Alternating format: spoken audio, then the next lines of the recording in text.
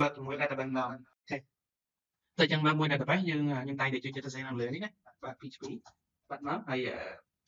យើង connect ណា connect ចឹងវាឲ្យមកនេះ server name គេតាំងចឹងក៏បានដែរ server name username password AP name ចឹង AP name របស់យើងដូចជា IC PHP ICT PHP2 គេចាំទេខ្ញុំចូល localhost PHP admin វាដៃយូរតិចទៀតតែណា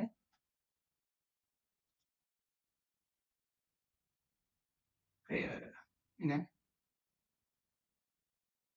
នេះ PHP ICT2 បាទសាតយអត់ណាអូខេ PHP ICT2 អូខេបាទហើយយើង connect មក $con បាទ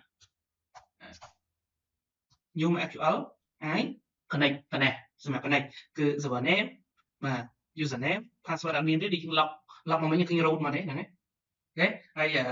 database name ចឹងយើង connect បានប៉ុណ្ណឹងទី1យើងត្រូវការ select យកមិនអាននេះដើម្បី loop តើណាបាទយើង select អញ្ចឹងយើង select មកនៅកន្លែងនេះអូខេយើង select តែយើង select បែបម៉េច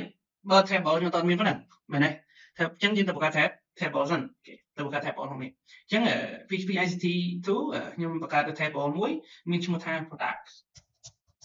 តើណាបាទ product មានបាច់មាន S ទេអញ្ចឹងយើងទាំងអស់ប្រហែល column ដូចជាប្រហែលម៉ែ ID 1 2 3 4 after discount អត់មានទេនឹងយើងគណនាក្រោយអានេះ1 2 3 4 5 6 7 7ណា7អូខេស្អេតមក wait អញ្ចឹង ID វាបើអក្សរតូចវា in ប៉ុន្តែខ្ញុំចូលបញ្ចូលម្ដងមួយគេបោះមកបោះលេខ1បោះលេខ2ខ្ជិលគេបញ្ចូលតែនេះអញ្ចឹងខ្ញុំប្រើពួក auto increment កន្លែង I នេះបាទ AI auto increment text កន្លែងហ្នឹងមកវានឹង load យក index របស់វាគឺជា primary អញ្ចឹងនៅកន្លែង index នេះវាមាន primary key វាមាន unique វាមាន index វាមាន full text បាទអូខេហើយចំពោះ primary មានន័យថា data វាហ្នឹងគឺយើងអត់មាន edit វាណាពពួក primary key យើងអត់ edit វាទេបាទពេលណាដែលយើង insert បញ្ចូលហើយគឺប៉ុណ្ណឹងអត់ edit ទេអត់អាចកែទេហើយមិនអាច store ទេទេអានេះហើយត្រូវតែមានតម្លៃ unique បាទ unique គ្រាន់តែប្រភេទទិន្នន័យដែលមិនស្ទួនគ្នាក៏ប៉ុន្តែវាមិនមែនតំណាងក្នុង row ទេ ID គឺជា column សម្រាប់តំណាងក្នុង row ដូចយើងអញ្ចឹងយើងមាន ID មួយសម្រាប់តំណាងយើងតាមអត្តសញ្ញាណប័ណ្ណប៉ុន្តែយើងមាន unique រៀងៗខ្លួនឧទាហរណ៍ដូចជាវឌ្ឍនាគាត់ស្មោះគាត់ដាក់ឈ្មោះគាត់ស្មោះយើង unique របស់គាត់អាហ្នឹងគេហៅ unique មួយផ្សេងអានេះខ្លះគាត់អត់សូវចេះនិយាយតែមែនទេតែបើនិយាយឡើងមកបើសិននិយាយកំ pl និយាយមកធ្វើយើងសើចបាទនេះជា unique គាត់មួយផ្សេងនេះបាទអាហ្នឹងគេហៅថាជាប្រភេទ unique បាទ index អាហ្នឹងវាធម្មតាពពួក index ជាលេខជាវិចពពួក index ហ្នឹងគឺយើងអាចនិយាយបានថាពពួកលេខកុដក៏ថាបានតែពេលខ្លះពពួក index ក៏ជា indexer ដែរតើនេះហើយដូចជា index ហ្នឹងអាហ្នឹងពេលប្រើអីពពួក count ពួកអីហ្នឹងគេហៅស្អីគេនៅក្នុង SQL ពពួក count ពួកអីចុះខ្ញុំសួរ AI ដើម្បីឲ្យបានឈ្មោះប្រាប់យើងភ្លាមcount max min ពួកនេះចាត់ chat GPT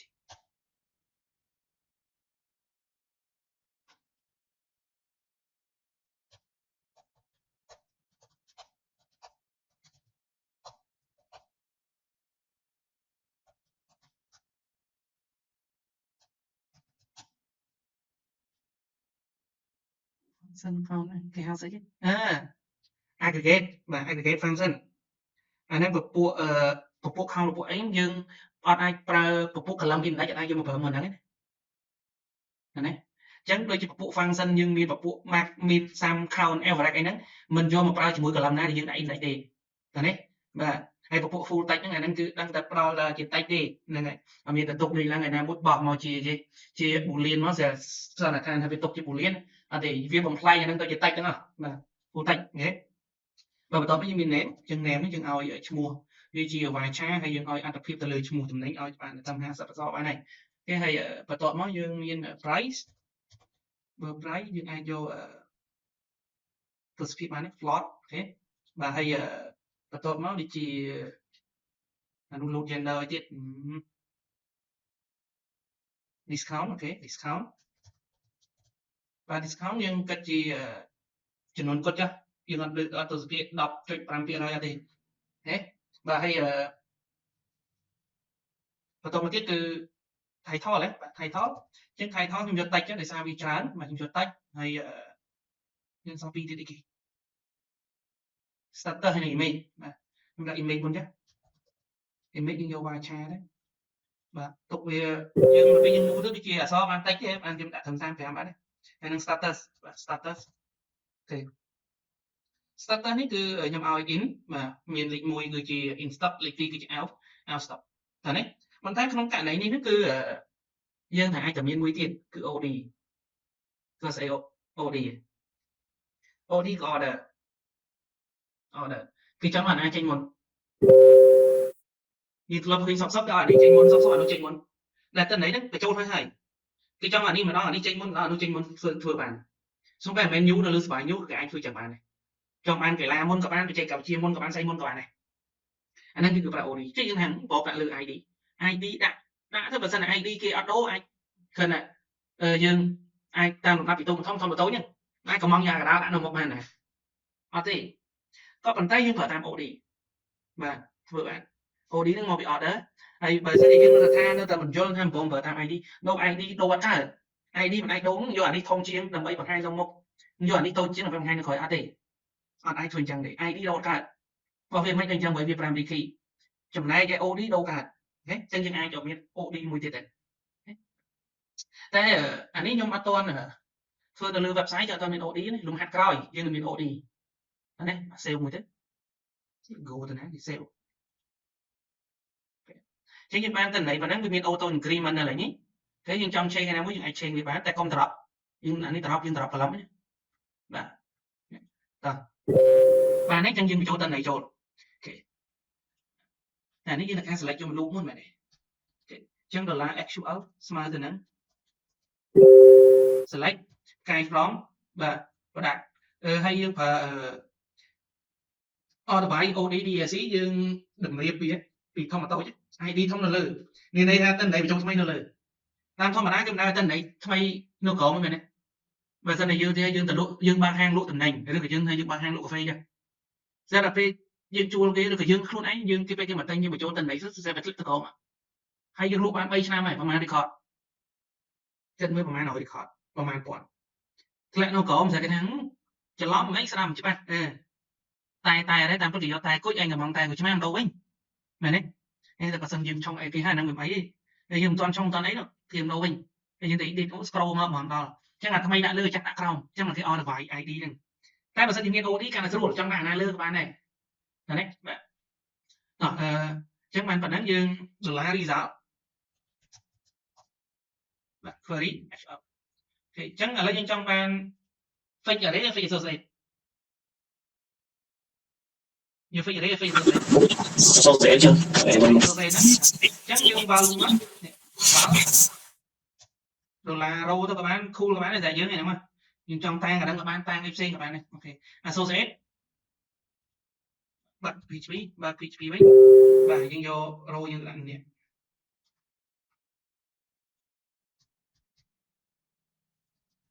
អូខេហើយមានស្អីទេអានេះគឺយើង index ពី ID row ID index ID អានេះ name បាទអានេះគេអូខេនេះ price នេះ discount អូ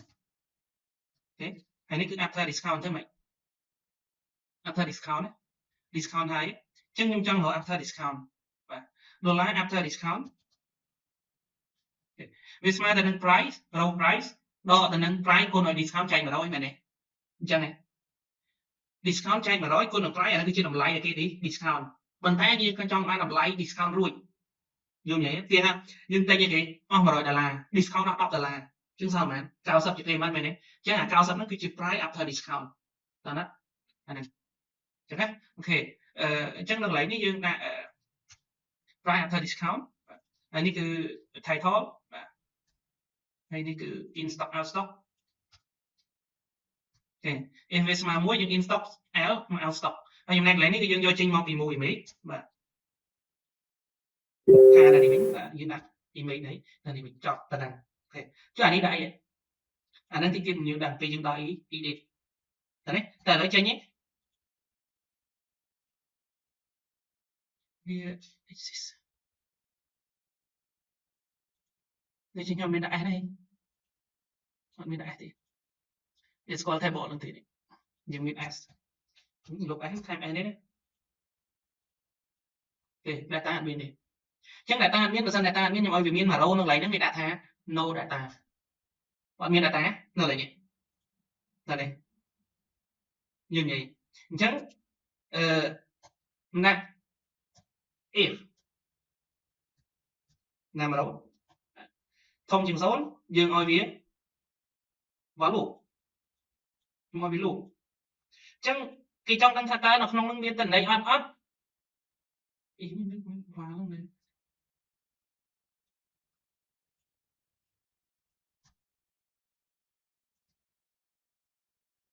បាទឥឡូវនេះគេចង់ដឹងថាតើតន័យទៅទាញមកពី database ហ្នឹងមានតែអត់មានតន័យអត់អញ្ចឹងមានតន័យអត់យើងមិនមែនតែ if អី id មានអត់អីអត់ទេ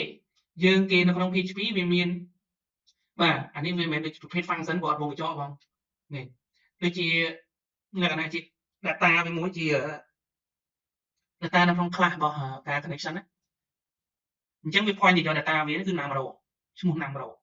បាទ name row វាចំនួន row ណាវាចំនួន row ធំជាង0មានន័យថា data មានហើយបើមាន val វាទៅចុះបើ l បើ l ខ្ញុំឲ្យវាមាន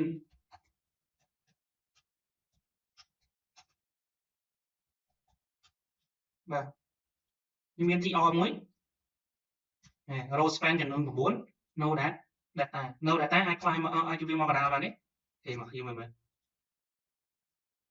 មានទេ no data